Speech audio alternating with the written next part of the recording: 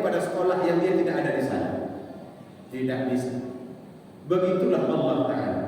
Maka ketika orang kafir melakukan perbuatan baik, karena perbuatan baiknya itu bukan untuk Allah, Allah suruh mereka serahkan perbuatan baikmu itu kepada orang yang dulu engkau berbuat baik untuk mereka. Kalau memang berhala, cari berhala. Aku, kata Allah Ta'ala, hanya memerintahkan kalian, wa ma umiru illa liya'budullaha mukhlishina lahu-d-din. Aku cuma memerintahkan kalian supaya bisa menyembah Allah secara ikhlas. Jemaah sekalian yang Allah muliakan, dan dalam sebuah hadis disebutkan oleh Nabi, al-iman bid'un wa sab'una syu'bah. Iman itu ada 70 cabang. Qala, atau Nabi juga berkata, bid'un wa sittuna syu'bah, 60 cabang. Fa'afdaluha qaul la ilaha illallah. Yang paling afdal dari cabang iman itu adalah ucapan la ilaha illallah. Wa adnaha, dan yang paling rendah nilainya imatatul adza 'anil tariq, membuang gangguan atau duri di jalan. Artinya keimanan itu bukan lidah. Iman itu action di rumah. Maka kalau ingin mengukur keimanan seseorang, lihat dari cara dia berbuat. Kalau perbuatannya yang paling afdal disebut oleh Nabi la ilaha illallah, yang paling rendah membuang duri di jalan, maka perbuatan baik apapun itu merupakan tanda wujudnya iman di dalam hati kita, walaupun ia adalah perkara yang sederhana. Sekaligus ini memberikan ruang kepada kita bahwa cara berbuat baik itu ternyata sangat banyak, walaupun cuma dengan membuang duri di jalan. Karena itu nanti kalau nampak gangguan apa-apa, tidak perlu ditanya RT, tidak perlu ditanya RW, kita saja yang action sendiri. Biasanya di kampung saya ada satu tanaman yang tumbuh, dia beruas, tapi dia selalu masuk ke jalan. Kalau orang kampung menyebutnya titi. Orang lain saya tidak tahu apa namanya. Apa namanya? Yang dibuat untuk sangkar burung. Pimpiang. Pimping. Satu pimpiang, yang satu pimping. Pimping itu bahasa Tiongkok. Kalau pimpiang bahasa Barat, bagian Sumatera. Itu kan selalu tumbuh dan menyuruh ke jalan.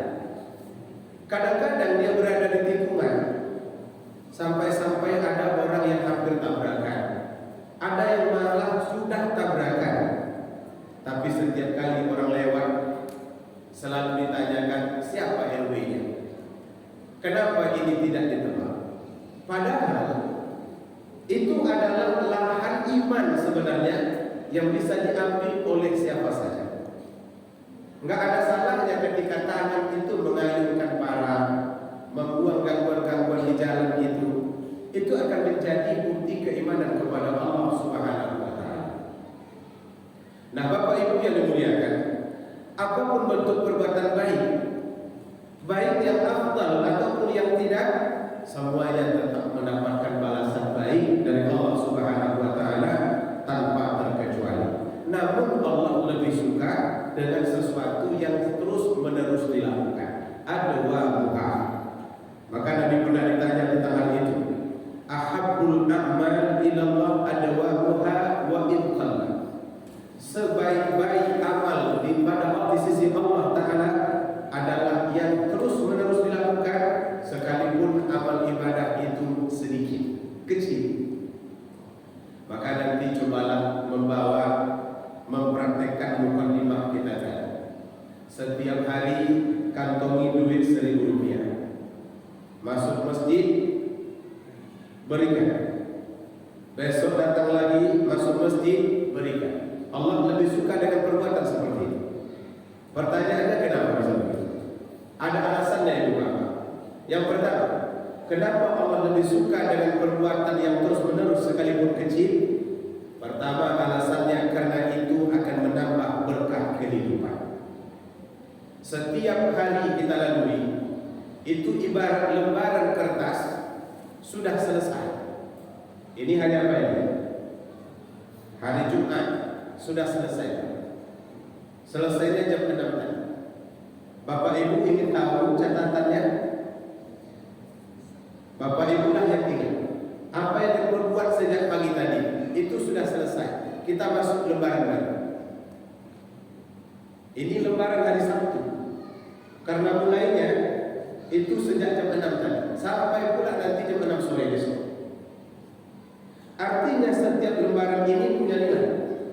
Maka ketika kita selalu melakukan perbuatan secara kontinu, nilai-nilai yang terdapat di dalam lembaran hidup itu semuanya akan bernilai baik. Sebab itu Allah menyukainya. Maka nanti catatan itu akan kita terima dan akan kita baca masing-masing. Saya doakan mudah-mudahan yang hadir ini semua catatannya baik, didapatkan dari sebelah kanan, dan insya Allah akan masuk surga. Masuk surga Pak? Insya Allah. Cepat atau lambat? Nah, ini kan saya tanya Bapak, mau masuk surga cepat atau lambat? Yakin mau masuk surga lebih cepat? Lambat saja. Nah, inilah yang susah. Kepengennya masuk, nggak sabar, tapi kepengen lambat. Mudah-mudahan Allah mudahkan kita masuk ke sana. Amin. Ya Rabbal Alamin. Yang kedua, kenapa Allah lebih menyukai perbuatan baik walaupun kecil dan perbuatan yang terus-menerus walaupun kecil? Apabila perbuatan itu dilakukan terus-menerus, maka dia akan menjadi kebiasaan. Kalau sudah menjadi adat, ia akan membentuk akhlak. Dan puncak dari beragama ini adalah akhlak. Karena agama ini ada 3 tahap, Ibu Bapak. Ada tahap asas. Biasanya berapa kali? Setiap malam. Berarti orang yang datang cuma sekali seminggu itu bukan ahli. Itu peserta tidak tetap. Tapi kalau dia menjadi ahli, paling pandai di dalam bermain domino, dia harus datang tiap malam. Begitu juga dalam perbuatan terpuji. Orang yang selalu melakukan perbuatan baik terus-menerus, maka dia akan dinilai menjadi ahli. Kalau ada orang yang selalu bersedekah, walaupun sedikit, maka dia akan menjadi ahli sedekah. Kalau ada orang yang selalu sholat berjamaah, tak pernah tinggal, subuh dia hadir, zuhur dia hadir, 5 waktu dia selalu ada, maka dia disebut dengan ahli jamaah. Kalau ada orang yang rajin berwirid seperti ini, wirid di sini hadir, wirid di Nurul Haq hadir juga, kadang-kadang wirid pula di mana lagi? Sebelah Khairat Munawwarah hadir juga, maka dia disebut dengan ahli majelis ilmu. Artinya kebiasaan yang dilakukan itu akan membuat manusia menjadi ahli. Dampaknya apa ini kalau jadi ahli? Besok di dalam surga, ketika kita akan masuk ke surga, ternyata surga itu memiliki pintu sesuai dengan ahlinya. Maka pintu surga itu ada namanya bab sedekah, itu orang yang ahli sedekah, pintu sedekah. Ada namanya bab duha, itu ahli sholat duha yang masuk ke sana. Ada lagi bab rayyan. Bab rayyan ini yang masuk siapa? Pintu rayyan itu yang masuk ke surga siapa orang? Orang yang rajin puasa. Tapi bisa saya pastikan bahwa di sana tidak ada bab domino. Pintu domino tidak ada. Jadi kalau pun jadi ahli domino, nanti dicari-cari pintu domino mana ya? Itu tidak ada. Karena yang di sana itu cuma yang baik-baik saja. Maka kalaupun jumlah sebegini ini kan sudah lama. Saya ini sebenarnya bukan orang baru. Ini orang lama, orang baru, stok lama. Masih kecil dulu masjid ini saya sudah datang. Kalau nggak salah masih hijau-hijau itu jendela. Saya sudah hadir di sini. Saya pernah duduk di depan itu bersama ibu-ibu. Tapi kemudian merantau lama, saya pergi jauh. Berapa jauhnya dari Masjidul Muhsinin? Lebih kurang 1,5 kilo. Baru masuk lagi. Jadi begitu lamanya jarak. Dan ketika masuk, setelah begitu lama nggak hadir, ternyata orangnya yang dulu juga. Ini artinya apa ya? Kalau dari dulu, lalu kita bertemu lagi setelah lama jumpa orang dulu juga, besok datang dia lagi, berarti ahli dari majelis ilmu ini adalah yang hadir pada kesempatan. Dan inilah yang akan mengikat kita nanti di hari akhirat menjadi satu kelompok, bahwa Allah Ta'ala akan bangkitkan manusia itu sesuai dengan kelompoknya. Maka mudah-mudahan kita yang hadir semuanya nanti dibangkitkan bersama. Sebagaimana kita duduk berjamaah dalam masjid ini, mudah-mudahan kita juga punya kesempatan berjamaah nanti di dalam surga. Amin ya rabbal alamin.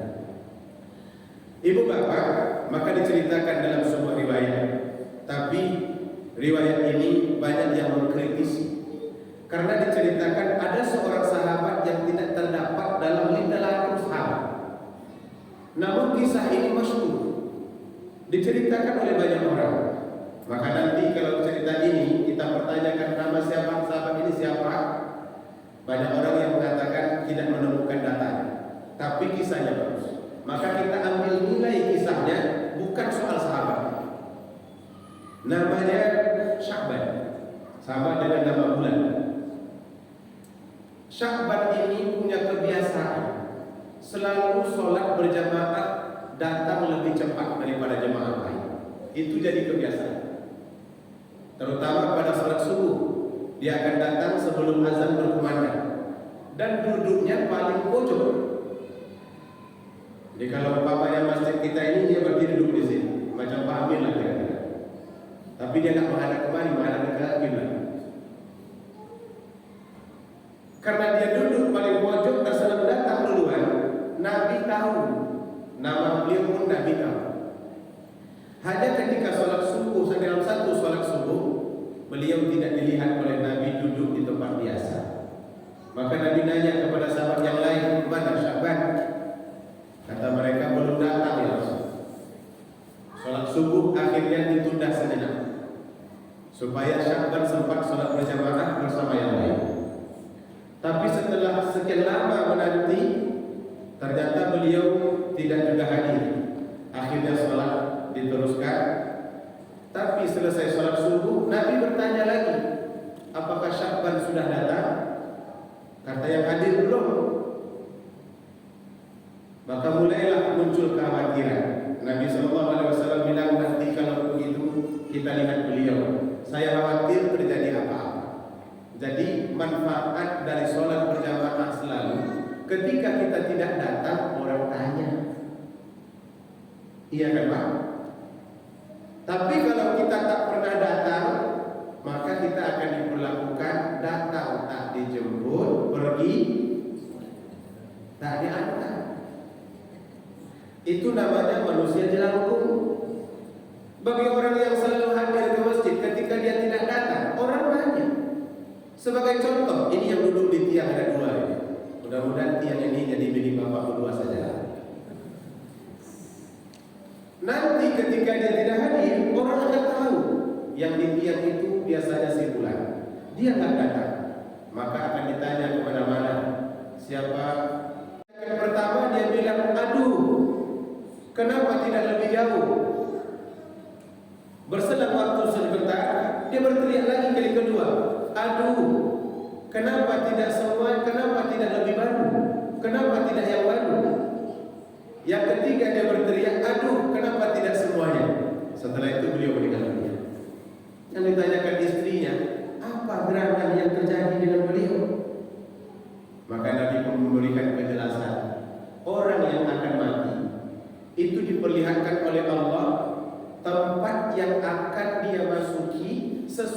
amal yang sudah dilakukannya sebelumnya. Maka syahban ketika dia akan meninggal dunia diperlihatkan oleh Allah jalan menuju masjid, dan pahala yang dia dapatkan di setiap langkah yang dia ayunkan menuju masjid. Ternyata Allah tidak menilai kolektif ibu bapak, tapi menilai satu item. Setiap langkah itu dinilai satu. Bayangkan banyaknya langkahnya karena posisi rumahnya paling jauh, 4 kilo. Maka setelah dia diperlihatkan oleh Allah tentang apa yang akan dia dapatkan disebabkan melangkah terus menerus ke masjid ini, dia berkata, aduh, kenapa tidak lebih jauh? Andai kata dia bisa hidup sehat kembali, dia ingin rumahnya lebih jauh daripada yang sekarang, 3-4 kilo. Ini rumah kita yang hadir paling jauh berapa kilo? Yang paling jauh ada yang 7 kilo. Semuanya berada dalam radius di bawah 1 kilo. Ada berapa Pak Haji? 4 kilo, 5 kilo. Berarti ini mengalahkan Sya'ban. Insyaallah Pak Haji dengan 4-5 kilo itu surga di surga kelak lebih duluan dari Sya'ban. Tapi dia tak kenal Pak Haji, ini orang kok lebih duluan. Siapa? Gerangan? Enggak pernah nampak. Nama Pak Haji siapa? Firman Edi. Begitu ditanya, man anta? Firman Edi. Enggak pernah kami dengar Firman Edi. Iya, kita tidak sezaman, tapi kita bisa saling berpacu dalam melakukan kebaikan. Kalau engkau dulu berjalan 3-4 kilo, aku bisa berjalan 4-5 kilo. Cuman bedanya mungkin dia jalan kaki, Pak Haji pakai apa? Pakai motor. Beda pula levelnya dengan pakai motor. Karena setiap perbuatan itu tergantung kepada kesulitan. Namun saya doakan mudah-mudahan ini menjadi kebaikan. Itu yang diteriakannya pertama. Kenapa tidak lebih jauh? Yang kedua, dia berteriak, kenapa tidak yang baru? Rupanya di satu pagi beliau keluar untuk melaksanakan sholat subuh. Tapi karena cuaca sangat dingin, dia kembali lagi ke rumah. Digantinya pakaiannya, lalu dipakainya pelapis di luar dengan baju yang lebih jelek. Karena dia khawatir nanti kalau baju yang baru itu akan cepat rusak kalau dibawa berhilir mudik di luar. Di tengah jalan dia melihat seorang laki-laki yang meringkuk kedinginan. Maka dibukalah baju yang buruk. Jadi sekecil apapun perbuatan kita, itu semuanya akan dibalas oleh Allah Subhanahu wa Ta'ala. Maka sebenarnya ibu bapak, segala-galanya tinggal kita, programnya dari kita. Lakukanlah satu perbuatan sederhana yang menjadi adat hingga kita memiliki karakter sesuai dengan kebiasaan itu. Mulai dari yang sederhana. Apa contohnya?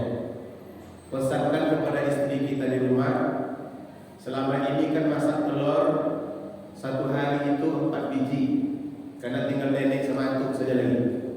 Anak sudah pergi, cucu ikut semua. Nenek sama antuk makan telur 1-2 pagi 2 malam. Selalu masak telur itu 4. Pesankan kepadanya, mulai hari ini masakkan 5. Untuk apa satu lagi? Berikan ke tetangga.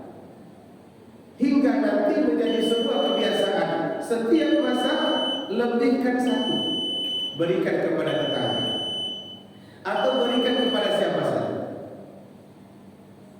Apabila ini terus-menerus dilakukan, maka ia akan menjadi karakter dan menjadi akhlak. Terkenallah nanti kita sebagai pesedekah telur. Nanti kalau meninggal dunia, maka boleh jadi akan berteriak, kenapa tidak 2? Karena yang diberikan 1. Atau kalau kita tidak memiliki, jalan-jalan itu selalu semangat. Berikan kesempatan kepada diri kita untuk mencurahkan amal supaya kita bisa mengambil bagian dari kebaikan ini. beli cangkul satu, mencangkul. Saya ibu bapak punya mertua, ini bukan memuji, tapi memang beliau ini rajin. Rumah saya itu kecil, rumah perumnas. Rumah perumnas ini kan belakang dinding, kiri kanan dinding, depan juga dinding, sisa tanahnya tidak. Tapi dia orang yang biasa bekerja. Maka kalau sudah sampai di Pekanbaru, dia tidak nyaman duduk di dalam rumah. Selalu pagi-pagi, subuh-subuh, setelah subuh dia keluar. Itu sudah nyangkul-nyangkul di sebelah. Daripada lalat tumbuh katanya, biarlah saya bersihkan rumah halaman pekarangan ini. Akhirnya yang di sebelah kiri itu bersih semua. Ditanamnya ubi jalan, ditanamnya jagung. Dan jalan masuk yang ditanam oleh developer ada bunga pucuk merah yang jumlahnya cukup banyak. Itu tidak pernah dibersihkan oleh orang perumahan. Yang bersihkannya mertua saya sendiri, memotong rumput. Dalam hati saya, beliau ini mantan polisi, ilmu agama tidak ada. Mungkin amal ibadah dalam bentuk sholat kurang, karena sholatnya cuma sholat wajib. Tapi boleh jadi yang akan memacunya masuk ke dalam surga, potongan bunga yang selalu dilakukannya, sehingga membuat orang lain selalu merasa tenang, nyaman, bersih. Padahal tidak pernah dengan berubah. Itulah yang dia lakukan. Tapi saya tidak pernah menyebut ini ke dia. Saya takut nanti kalau saya sebut, semua lahan dibersihkan. Maka oleh karena itu mudah-mudahan Allah Subhanahu wa Ta'ala memberkati kehidupan kita dengan amal ibadah yang berterusan. Biarlah sederhana. Kami ingin selalu hadir dalam majelis ilmu. Fokus saja di sini. Setiap ada hadir. Berat, harus dilawan dulu sampai dia nanti menjadi. Insyaallah Allah akan membantu kita. Maka mari sama-sama kita menanamkan niat untuk senantiasa konsisten untuk ke surga itu berat. Sampai-sampai Nabi bilang ujibatil jannah bil makari. Surga itu dikelilingi oleh semua yang tidak enak. Demikian lebih kurang mohon maaf. Billahi taufiq wal hidayah. Wassalamualaikum